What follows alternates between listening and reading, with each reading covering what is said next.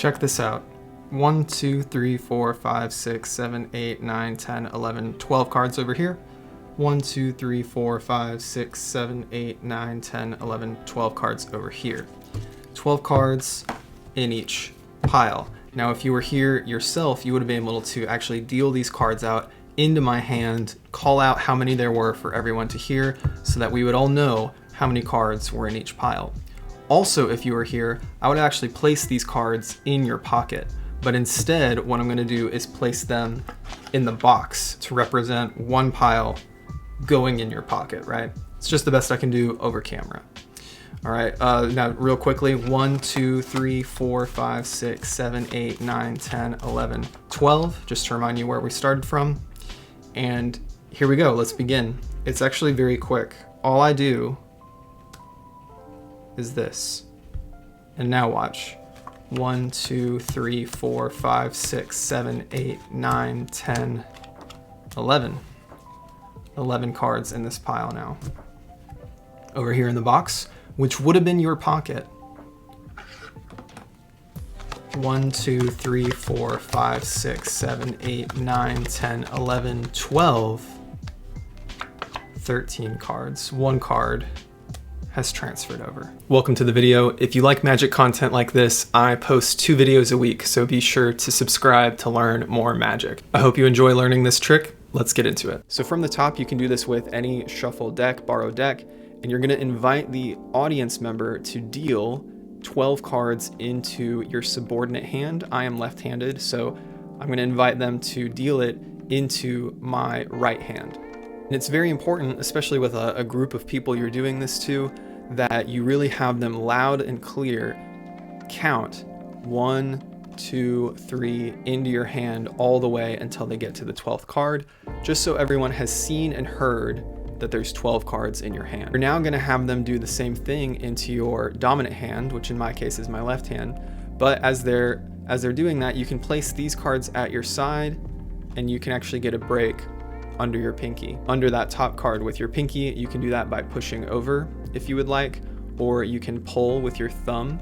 You can see if I just pull with my thumb, get a break under that top card. Very casual, you're keeping that out of sight, and you just get it as they're dealing cards into this hand. Once they've dealt cards into this dominant hand, you're gonna want to flip them over and get into a Biddle grip. Now that can actually be a little knacky, so as you see here, I'm just holding them in dealer's grip, I'm flipping them over, and then I'm kind of holding them up in this straddle grip, and I'm moving my fingers up so that I'm in that Biddle grip.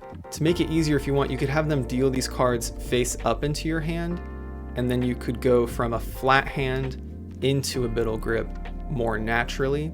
Of course, in that case, when they're dealing into a flat hand, it can be easier for these to drop. So you just want to be aware of that either way, but you can get into that Biddle grip more like that. You can push up from there. That's the one maybe slightly awkward aspect of it, but it's going to set you up to do the secret move. You can adapt that as you'd like. Of course, if you want, you can have them deal these into your hand and these onto the table, or if that seems asynchronous, have them deal one onto the table and then place it in your hand for later, have them deal the others on the table, and you pick up from there, and then you're in that Biddle grip. Either way, you need to be in this position where you have Biddle grip here, that's this overhand grip, and you have this with the break.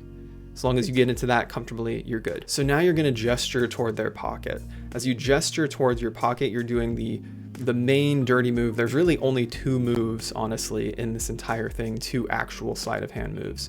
And so the first one is kind of the bold one that you need to do casually, and it needs to be under this larger motion that's motivated by something you're talking about, and that's gonna be their pockets. So you're gonna ask, could you empty your pockets for me? Do you have an empty pocket we could use? And as you come over, the idea is that you're gonna catch the card with your thumb. See, I've just picked it up there. So I come over with Biddle grip, my thumb is here ready to contact this card. And as it contacts that card, it'll slide forward into Biddle grip. So I've now just stolen one card into my left-hand packet. So again, we have this break. My thumb's ready to catch the card as I come forward. Say, could you empty your pockets for me? And you're catching that card. So again, that's probably the boldest moment. You're really going to want to practice that in the mirror and you're going to want to practice what you're saying and pointing to so that it all comes together. So you're going to point to one of your participants, you're going to say, actually, could you empty one of your pockets for me? And they're going to empty their pocket or ask them if one of their pockets is empty, and there you go. You can dress it up bigger, you know, ask, I'm gonna need one of you guys to, you know, have an empty pocket. Is anybody gonna be able to do that? Do you have an empty pocket I could use? So you see, there's sometimes I feel comfortable actually doing it on the retreat instead of on the forward. So I've gestured to someone, that creates a little bit of the distraction, and then as I come back, I put together. And that's actually more of a moment that the cards are held together, and yet it might feel a little more comfortable just because it's after you've already directed attention elsewhere. So you direct attention, come down and across. You don't necessarily have to do the sweep forward motion. So you have both those options there. Either way, you have stolen the card. Very sneaky. So now there will be 13 here and 11 here. So all in all, you're done, but now the rest is very, very important for the effect to really be felt. Wanted to give a huge shout out to my channel supporters. Thank you so much to my channel members. You guys are awesome. On this channel, I go back to the classics, those classic staples of magic. They're out there in the public domain, in the classic works, these really cool magic secrets just waiting to be discovered and learned. And so what I do on this channel is I try to provide some of those to you in a more accessible way through video format, along with some of my own tips and advice. So you can always count on about 2 free tutorials per week from this channel. If you want to support me being able to continue to do that, you can support this channel as a member at the supporter tier or the insider tier. Supporters get exclusive badges and insiders get access to videos early. Also this month, I have a bonus magic theory video for all members of the channel. And since we're going through more Tarbell tricks, insider members, you have a bonus video on the membership now where I teach you how to make a card appear inside an orange, also from that original 1926 Tarbell course. So thank you for your support and check that out if you'd like, but for now, let's get back to the video. So you're gonna place the packet that has 13 in their pocket or ask them to do so. And then you're acting like you're about to do the magic, but you're gonna go ahead and do kind of like a reconvincer that you still have 12 in this hand. And I think that one extra move really brings this all home. And so you're going to take these cards and you're gonna do basically an Elmsley count or a false count. And you're gonna do that by pulling over into your subordinate hand. At least this is how I like to do it. And you have your dominant hand kind of clipping the bottom corner of these cards.